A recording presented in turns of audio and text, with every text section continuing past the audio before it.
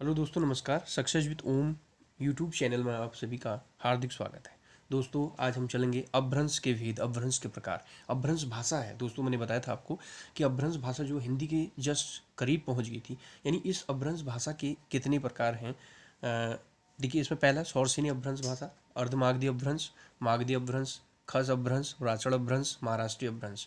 दोस्तों, सौरसेनी अपभ्रंश भाषा को पुनः 3 भागों में विभाजित है: पश्चिमी हिंदी, राजस्थानी, गुजराती।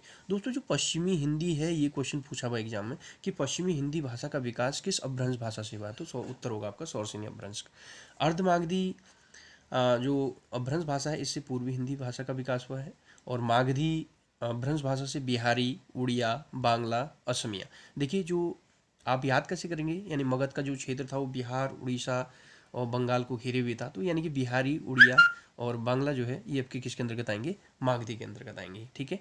दूसरा, अगला दोस्तों, खस जो अपभ्रंश भाषा है, इससे पहाड़ी भाषा का विकास हुआ है। राजड़ अपभ्रंश भाषा से पंजाबी और सिंधी।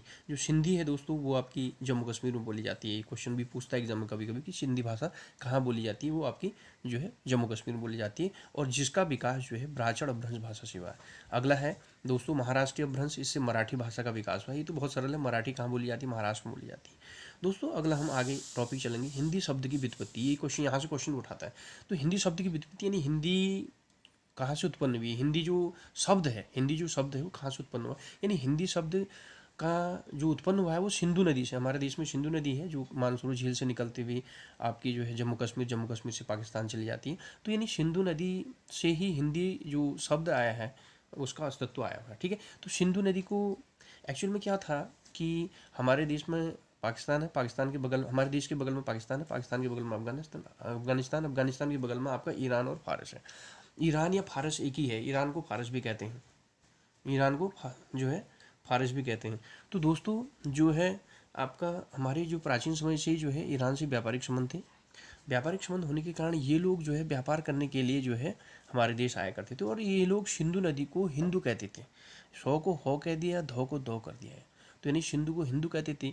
और धीरे धीरे ये हिंदू में से हिंदू को हिंद में परिवर्तित हो गया। अब हिंद में परिवर्तित हो गया, हिंद में फिर आपका क्या हुआ, फारसी प्रत्यय ई, जो प्रत्यय ई प्रत्यय है वो फारसी प्रत्यय है, तो ई प्रत्यय हिंद में लग गया तो ये बन गया आपका हिंदी। तो यानी इस प्रकार हम कह सकते हैं कि जो हमारी हिंदी जो शब्द है ये एक्चुअल में भारत का शब्द नहीं है, ये शब्द है किसका, ईरान का या फारस का। ठीक है, ईरान को फारस भी कहते हैं, तो फारसी शब्द है हिंदी। हम लोग सोचते होंगे कि यार हिंदी जो है भारत का ही शब्द है, लेकिन नहीं, ये जो है आपका फारस का शब्द है। तो दोस्तों, आप समझ गए हिंदी शब्द की व्युत्पत्ति कहाँ से हुई, सिंधु शब्द से हुई। हिंदी शब्द मूल तो फारसी का है, न कि हिंदी भाषा का।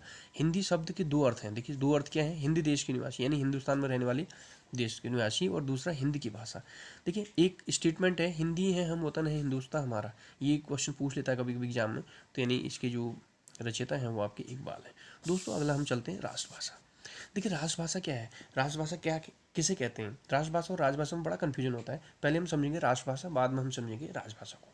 तो राष्ट्रभाषा यानी कि राष्ट्र की भाषा, राष्ट्र की अधिकांश जनसंख्या के द्वारा बोली जाने वाली भाषा को राष्ट्रभाषा कहते हैं। जैसे भारत में 1 अरब 30 करोड़ की जनसंख्या है। अब इस 1 अरब 30 करोड़ की जनसंख्या में सबसे अधिक जनसंख्या जो है वो हिंदी बोलती है, इसलिए हिंदी को राष्ट्रभाषा मान लिया गया, लेकिन संविधान में इसका कहीं वर्णन नहीं है, ये ध्यान दीजिए। तो यानी कि अब जो है संविधान में इसका कहीं वर्णन नहीं है। राष्ट्र की जनता के जो मध्य विचारों के आदान प्रदान का माध्यम है ये राष्ट्रभाषा। राष्ट्रभाषा शब्द का कोई संवैधानिक शब्द नहीं है। समस्त राष्ट्र में प्रयुक्त भाषा अर्थात आम जन की भाषा राष्ट्रभाषा कहलाती है। तो दोस्तों, ये समझ लीजिए, राजभाषा जो है इसको कहीं मान्यता नहीं है, संविधान में कहीं मान्यता नहीं है, संविधान में इसका कहीं भी जिक्र नहीं है। ये भारत की अधिकांश जनसंख्या द्वारा बोली जाती हिंदी, तो इसलिए हिंदी को राजभाषा मान लिया गया है। ठीक है। तो ये है दोस्तों राजभाषा, क्लियर हो गया। राजभाषा को हम अगले टॉपिक में आपको पढ़ाएंगे। दोस्तों, इसके बाद कुछ इंपॉर्टेंट फैक्ट्स हैं, आप हिंदी में पूछता है एग्जाम में। हिंदी की, देखिए दोस्तों, पहला है हिंदी की आदि जननी, जननी मैंने माता, संस्कृत। हिंदी भाषा के इतिहास का आरंभ किससे माना जाता है, अपभ्रंश भाषा से। मैंने आपको बताया पहले भी कि अपभ्रंश जो है हिंदी के करीब आ गई थी। भारत की प्रथम देश भाषा पाली, यानी कि पाली प्रथम देश भाषा क्यों कहते हैं, क्योंकि पाली पहली यह भाषा ऐसी भाषा है जिसका साहित्यों में व्यापक प्रचार प्रसार हुआ, इसलिए इसको जो है भारत की प्रथम देश भाषा कहा जाता है। भारत में सर्वाधिक बोली जाने वाली भाषा हिंदी। ठीक है, इसी के आधार पर हमने हिंदी को राष्ट्रभाषा माना।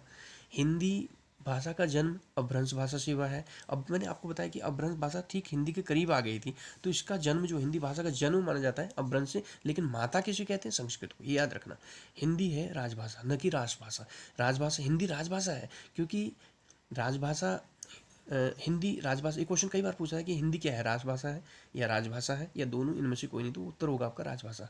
क्योंकि इस हिंदी राजभाषा है, इसका जो वर्णन है वो भारत के संविधान में है। ठीक है दोस्तों, इसके तहत अब अगला देखिए, संस्कृत भाषा की अपभ्रंश, जो संस्कृत भाषा का अपभ्रंश भाषा कौन सी है? पाली। क्योंकि संस्कृत के बाद, वैदिक संस्कृत के बाद लौकिक संस्कृत आया है, लौकिक संस्कृत के बाद जो भाषा आई वो पाली आई, तो इसलिए जो है संस्कृत भाषा का अपभ्रंश, अपभ्रंश मैंने बिगड़ा हुआ रूप, यानी पाली। अपभ्रंश का वाल्मीकि किसे कहते हैं? स्वयंभू को। तो दोस्तों ये कुछ फैक्ट्स थे, बहुत इंपॉर्टेंट फैक्ट्स थे, ये क्वेश्चन एग्जाम में बार बार पूछे जाते हैं, इसलिए मैंने आपको बताया। दोस्तों मिलते हैं अगले वीडियो में, इसलिए दोस्तों मेरे वीडियो को लाइक कीजिएगा, सब्सक्राइब कीजिए। Thank you.